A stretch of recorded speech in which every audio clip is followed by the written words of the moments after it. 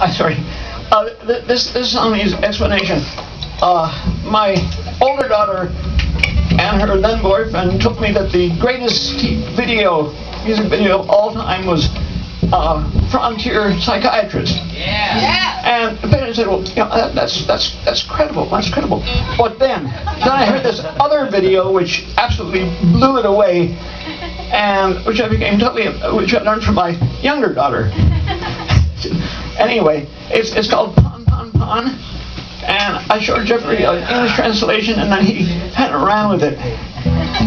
Well, it was one of those like Google translations that was total gobbledygook, so there were about 5 usable words. It sounds so pretty gobbledygook. Actually, yeah, it was an amazing video, but we were hoping that we were just going to play it in our own version, and nobody would know that it was actually a Japanese hit. Oh well. I didn't know it was supposed to be a secret.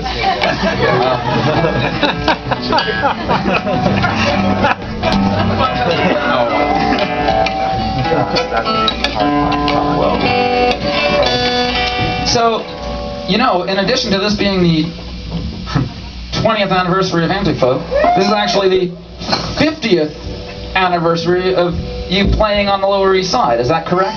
Because the Holy Modal Rounders started in 1963? Yeah, well, actually, the Rounders formed in May of 1963, almost 50 years ago. So that counts as 50 years ago.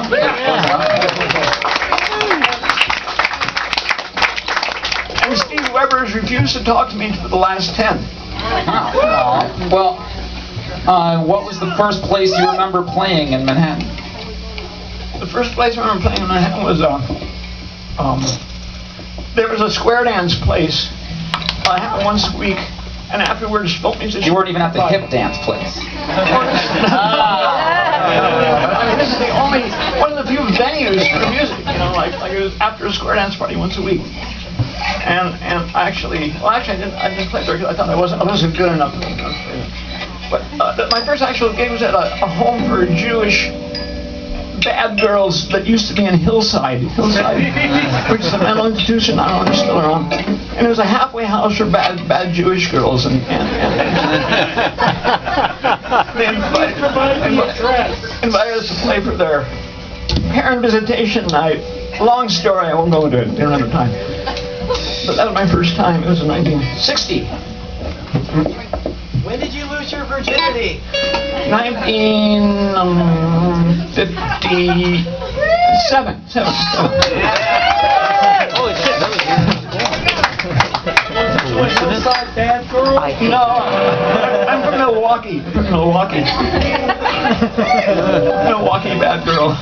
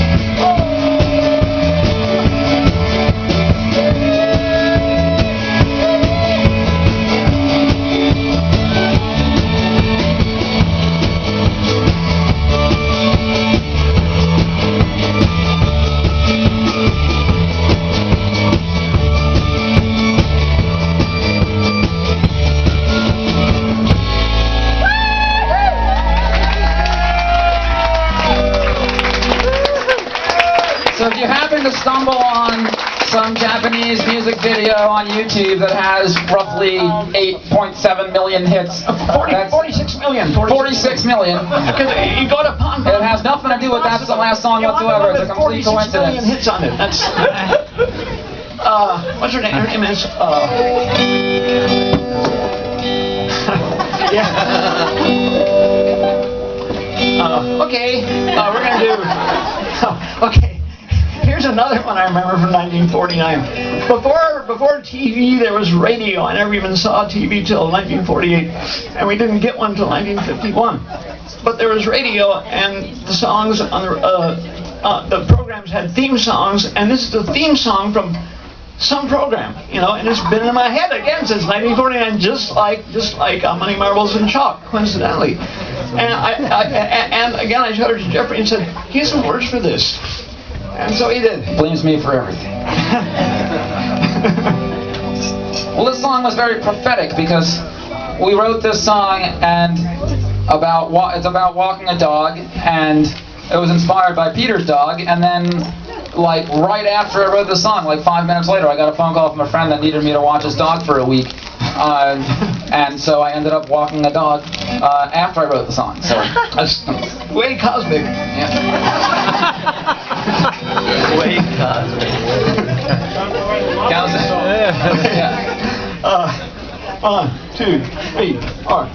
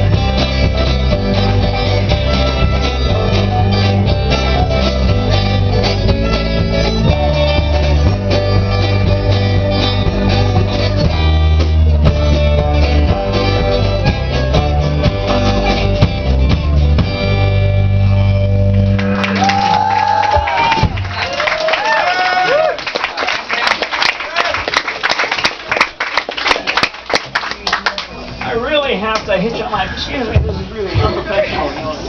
You guys want to do a couple more? Sure. Well, we'll do a couple more for you, and we've got some. I've got some comic books here, $2.50. CDs for $5, and we're playing a longer set at Mercury Lounge on Sunday with Juan Waters of the Beats. That's an early set Sunday at Mercury Lounge, starting at 7 p.m.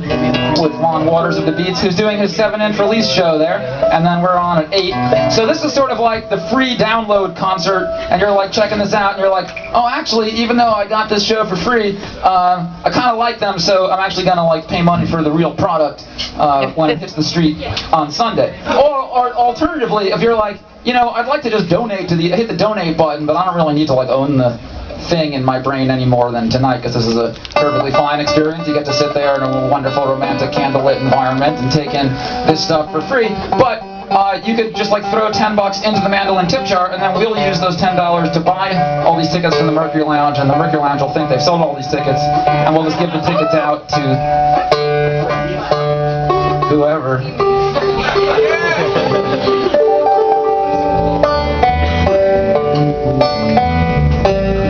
I was gonna say the homeless people, but then I figured they'd rather get the $10. And then I felt bad asking guys for money at all, because like the homeless of New York need it more than I do, so you should just really donate your money to people out there. Which is not a good thing for me to say as the tip jar is going around. This song is called Black Leather Swamp Nazi, and it has a part that you can sing along with later on in the song. We'll do one of those things where the room divides into guys singing one part and gals singing another part, but I don't care how you identify, you can sing whichever part you want to sing. They're both fun. As genders as well.